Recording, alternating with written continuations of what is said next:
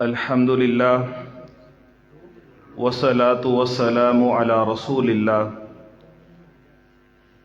اعوذ باللہ السمیع العلیم من الشیطان الرجیم بسم اللہ الرحمن الرحیم ولا تحسبن اللہ غافلا عما يعمل الظالمون۔ ادب سے ملنے میں حرج نہیں، لیکن اتنا بھی مت جھک کہ دستار گر پڑے۔ ادب سے ملنے میں حرج نہیں، لیکن اتنا بھی مت جھک کہ دستار گر پڑے۔ ظلم کرتے وقت اپنے ذہن میں ظالم کا انجام رکھ، شاید کہ تیرے ہاتھ سے تلوار گر پڑے۔ سیدنا ابو درداء رضی اللہ تعالی عنہ فرماتے ہیں، ان اللہ هو الدیان، اللہ دیان ہے، اللہ بدلہ لینے والی ذات ہے اور مظلوموں کو ظالموں سے بدلہ لے کے دینے والی ذات ہے۔ وَهُوَ حَيٌّ لَا يَنَامُ، اللہ ہمیشہ زندہ ذات ہے، موت تو دور کی بات اس رب العالمین کو کبھی نیند بھی نہیں آتی ہے۔ کن کما شئت فی الدنیا، اس دنیا کے اندر، اے دنیا کے انسانوں، اے دنیا کے ظالموں فرعونوں، کن فی الدنیا کما شئت، اس دنیا کے اندر جیسے جی چاہتا ہے کر لو، جو من میں آتا ہے کر لو، کما تدین تدان، لیکن اس بات کو یاد رکھنا جیسا کرو گے ویسا تم کو بھرنا بھی پڑے گا۔ دنیا کے اندر رہتے ہوئے انسان کئی قسم کے گناہ کر جاتا ہے، اور ان گناہوں کے اندر کچھ گناہ ایسے ہیں، ما من ذنب،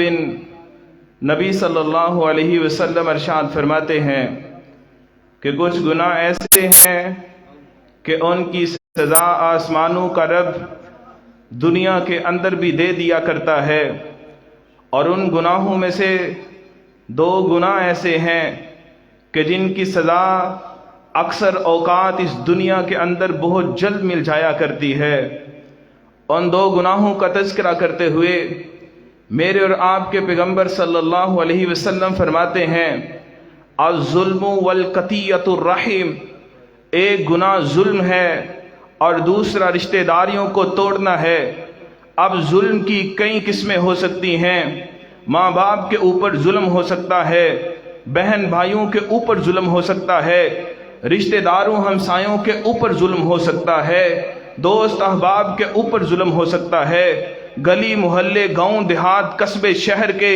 کمزور لوگوں کے اوپر ظلم ہو سکتا ہے، حتیٰ کہ جانوروں کے اوپر ظلم ہو سکتا ہے۔ میں اور آپ جس پیغمبر کے ماننے والے ہیں، جس رب العالمین کے ماننے والے ہیں، جس اسلام کو ماننے اور پہچاننے اور سمجھنے والے ہیں، اس اسلام کی تعلیم تو یہ ہے، ہمارے پیغمبر صلی اللہ علیہ وسلم، بات کو توجہ کا سن کے چلے جائیے، ہمارے نبی صلی اللہ علیہ وسلم کئی حدیثوں کو جمع کر دیا جائے پھر ہمیں پتہ یہ چلتا ہے آپ جماعت کروا رہے ہیں۔ نماز کے دوران ہی آپ نے جنت کی آیات بینات کو تلاوت فرمایا ہے۔ اللہ نے جنت کو تمام پردے ہٹانے کے بعد اتنا قریب فرما دیا ہے، میرے نبی صلی اللہ علیہ وسلم فرماتے ہیں میں جنت کے اتنا قریب ہو گیا تھا، میں نے جنت کے ایک گچھے کو دیکھا، اگر میں اس کو پکڑ لیتا، میں نے پکڑنے کی کوشش تو کی لیکن اس کو دور کر دیا گیا، اگر میں ایک گچھا جو جنت کا دیکھا تھا اگر میں اس کو پکڑ لیتا، پوری دنیا قیامت تلک کھاتی رہی اس کو ختم نہیں کر سکتی تھی۔ لیکن فرمایا پھر جہنم کو میرے قریب کیا گیا، اتنا قریب کیا گیا، انی قد کشفنی ریحھا وحرھا، میں نے اس جہنم کی ہیٹ کو محسوس کیا، میں نے جہنم کی گرمی کو محسوس کیا، اور میں دیکھتا ہوں جہنم کے اندر ایک منظر ایسا تھا، ایک عورت کو دیکھا، امراتن فی النار، ایک ایسی عورت تھی، رنگ اس کا سیاہ تھا، قد و قامت اس کی بلند و بالا تھی، لمبے قد کی عورت ہے، کالے رنگ کی عورت ہے، جہنم کے اندر کائنات کے امام اس کو دیکھ رہے ہیں، ایک بلی ہے، اس کے بڑے بڑے ناخن ہیں، وہ اس کے سامنے والے جسم کے حصے کو ایسے وہاں سے پکڑتی ہے، نوچتی ہے اور اس کا گوشت اتار اتار کے کھاتی ہے۔ لیکن جب وہ عورت اس سے اپنی جان چھڑانے کی کوشش کرتی ہے اور اس سے دوسری طرف منہ کر کے بھاگتی ہے، وہی بلی اپنے بڑے بڑے پنجوں کے ساتھ، ناخنوں کے ساتھ اس کو پیچھے سے نوچتی ہے اور جسم کے پچھلے جانب کے جسم کے جو گوشت ہے اس کو اتار کے نوچ کے کھانا شروع کرتی ہے۔ اللہ کے نبی صلی اللہ علیہ وسلم نے پوچھا یہ کون سی عورت ہے، کون سا جرم کیا تھا، کون سا ظلم کیا تھا، کون سا گناہ اس نے کیا تھا جس کی وجہ سے اس کو یہ جہنم میں سزا دی جا رہی ہے؟ بتلایا گیا یہ وہ عورت تھی جس نے ایک بلی کو قید کیا تھا، کمرے کے اندر بند کر کے رکھا تھا، چھوڑا بھی نہیں تھا، کہیں کوڑے کرکٹ والی جگہ سے جا کے اپنی خوراک کو ڈھونڈ کے کھا لے اور اپنے پیٹ کا جہنم جو ہے اس کو بجھا لے اور اپنی بھوک کو ختم کر لے، اور اگر باندھ کے رکھا تھا کمرے کے اندر پھر اس کو کھانے کے لیے خوراک بھی نہیں تھی دی، ایک بلی کے اوپر ظلم کرنے کی وجہ سے اس عورت کا یہ انجام ہوا ہے۔ کیا سمجھتے ہیں؟ ایک بلی کے اوپر ظلم کیا جائے، آسمانوں کا رب وہ برداشت نہیں کرتا، یہاں پہ ظلم کیا جائے، اپنی ماں کے اوپر ظلم کیا جائے، اپنے بوڑھے باپ کے اوپر ظلم کیا جائے، اپنی بہنوں کے حقوق کھانے کی شکل میں ظلم کیا جائے، علاقے میں رہنے والے لوگوں کی زمینوں پہ ناجائز قبضہ کرنے کی شکل میں ظلم کیا جائے، دودھ میں ملاوٹ کر کے لوگوں کو دے کے پوری قیمت وصول کرنے کی شکل میں ظلم کیا جائے، جھوٹ بول بول کے پوری قیمت لے کے غیر معیاری چیزیں بیچنے کی شکل میں ظلم کیا جائے، کسی کا حق کھانے کی شکل میں ظلم کیا جائے، کسی سے ویزوں کے نام پہ پیسے لے کے ان کو ویزے نہ دینے کی شکل میں ظلم کیا جائے، کسی سے جناب کسی بھی طرح سے اس کا کچھ مال ہتھیا کے واپس نہ کیا جائے، اس شکل میں سمجھتے ہیں ہم انسانوں کے اوپر ظلم کریں گے اور آسمانوں کا رب ہمیں کچھ نہیں پوچھے گا۔ کئی دفعہ ظلم کا انجام کما تدین و تدان، کئی دفعہ ظلم کا انجام ایسے ہوتا ہے کہ جن آنکھوں نے ظلم ہوتا دیکھا ہوتا ہے انہی آنکھوں کو اللہ رب العزت ظلم کا انجام بھی دکھا دیا کرتے ہیں۔ میں نے حدیث کے اندر پڑھا، ایک صحابی رسول ہیں، نام سیدنا سعد رضی اللہ عنہ ہے، یہ وہ صحابی رسول ہیں جن کو نبی صلی اللہ علیہ وسلم کی دعا ملی تھی، یہ مستجاب الدعوات ہیں، اے میرے رب میرا ساتھ تجھ سے جو بھی دعا کرے تو اس کو قبول فرماتے جانا، یہ مستجاب الدعوات بنے ہوئے ہیں۔ وقت گزرتا گیا، سیدنا ابو بکر صدیق کا دور آیا، وہ دور ختم ہوا، جناب عمر فاروق کی خلافت آ گئی ہے۔ اب سیدنا عمر کی خلافت کے اندر ان کو جناب سیدنا عمر نے ان کا زہد اور تقوی للہیت کو دیکھنے کے بعد، ان کی ذہانت اور فطانت کو دیکھنے اور پرکھنے کے بعد ایک فیصلہ فرمایا ہے۔ وہ فیصلہ کون سا ہے کہ جناب سعد رضی اللہ عنہ کو کوفے کا گورنر بنا دیا ہے۔ جب کوفے کا گورنر بنایا، کچھ عرصہ گزرا، کوفے سے خطوط آنے شروع ہو گئے، الکوفی لا یوفی، کوفے والوں پہ اعتماد بھروسہ کیسے کرنا کہ انہوں نے تو پیغمبر کے نواسے کو نہیں چھوڑا۔ سیدنا سعد رضی اللہ عنہ کے متعلق سیدنا عمر فاروق کو خطوط بھیجنا شروع کر دیے اور بڑے سارے خطوط بھیجے، ان میں ایک خط ایسا بھی تھا، اے امیر المومنین سیدنا عمر، آپ کا جو بنایا ہوا گورنر سعد ہے یہ ہمیں نماز تو پڑھاتا ہے، نماز پیغمبر کے طریقے کے مطابق نہیں پڑھاتا۔ سیدنا عمر فاروق نے دو کام کیے تھے، ایک کام تو یہ کیا حضرت سعد کو اپنے پاس بلایا، دوسرا کام یہ کیا اپنے انٹیلیجنس کے CID کے خفیہ ایجنسی کے بندے جو تھے وہ کوفہ کے اندر روانہ کر دیے۔ جناب سعد کو جب بلایا، پوچھا سعد بتاؤ تو صحیح، کوفے والوں نے تمہارے خلاف مقدمہ دائر کیا ہے، کون سا مقدمہ کیا ہے؟ کہا اعتراضات تو بڑے ہیں، الزامات تو بے شمار ہیں، ایک الزام کا جواب دو۔ کہا کون سا الزام ہے؟ کہا یہ کہتے ہیں تم نماز پڑھاتے ہو پیغمبر کے طریقے کے مطابق نہیں پڑھاتے ہو، بتاؤ اس کا کیا جواب ہے تمہارے پاس؟ سیدنا سعد کہنے لگے، اے اللہ کے پیغمبر کے بنائے نامزد کیے ہوئے خلیفہ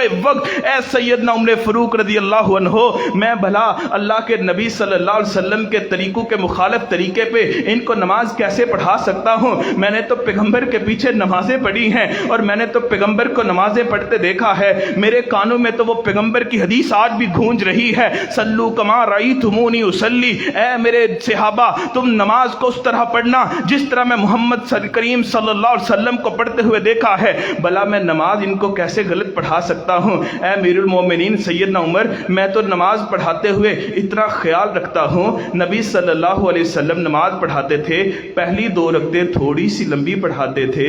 آخری 2 رکعتیں اس سے چھوٹی پڑھاتے تھے، میں تو اللہ کی قسم نماز میں اس بات کا بھی خیال رکھتا ہوں۔ انٹیلیجنس کے جو بندے بھیجے تھے، کہا سعد مجھے تم پہ یہی اعتماد اور یقین تھا۔ اب جو خفیہ ایجنسی کے بندے تھے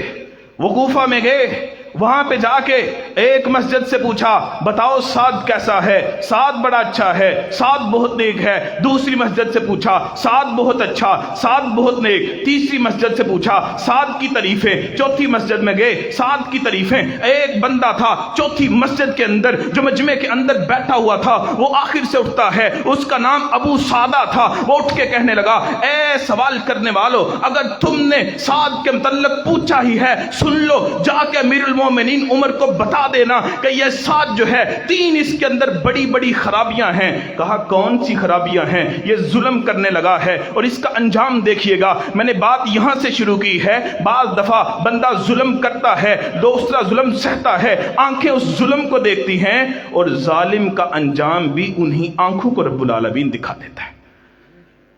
اب یہ کیا کہتا ہے؟ کہا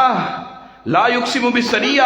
ولا یقضی بالقضیہ۔ یہ سعد ایسا انسان ہے، ایک تو اس کے پاس دولت آئے انصاف سے تقسیم نہیں کرتا، اگر اس کے پاس فیصلے لے کے جائیں وہ عدل و انصاف کے مطابق نہیں کرتا، اور تیسری بات یہ ہے جب جہاد پہ جانا ہوتا ہے یہ آگے آگے خود نہیں جاتا بلکہ ہمیں آگے لگاتا ہے۔ یہ تینوں وہ جھوٹے الزام تھے جو سیدنا سعد رضی اللہ عنہ کے اوپر اس کوفی نے لگائے تھے۔ ظلم ہے ظلم، کسی کے اوپر الزام لگانا، بہتان لگانا، تہمتیں باندھنا، یہ ظلم ہے۔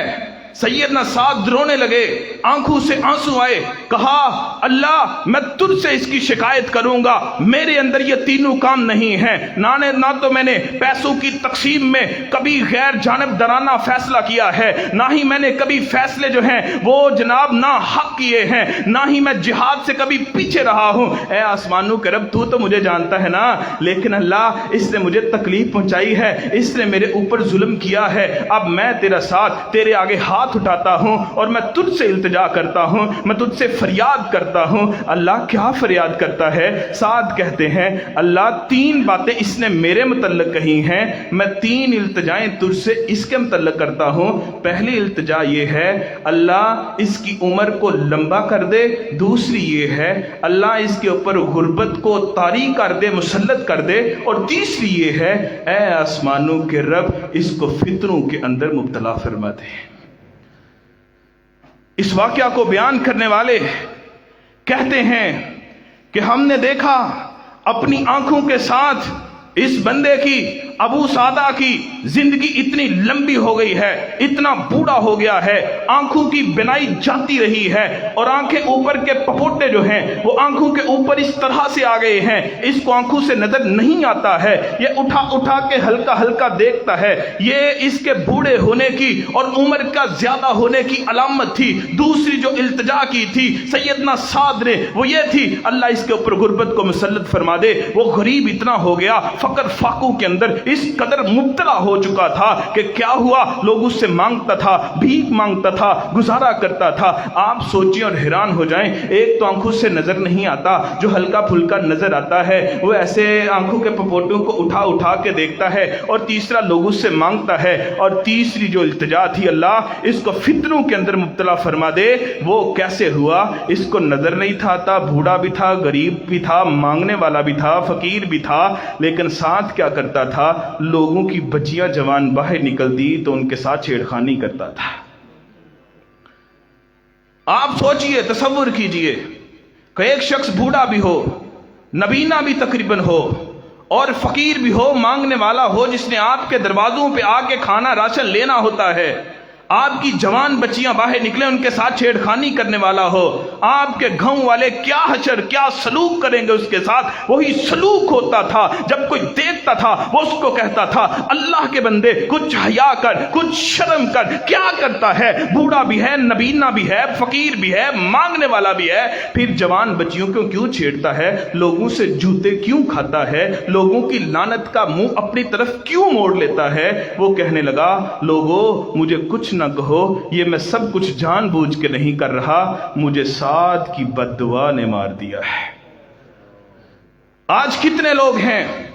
جو نیک نیک اماموں کے اوپر تبصرے کرتے ہیں،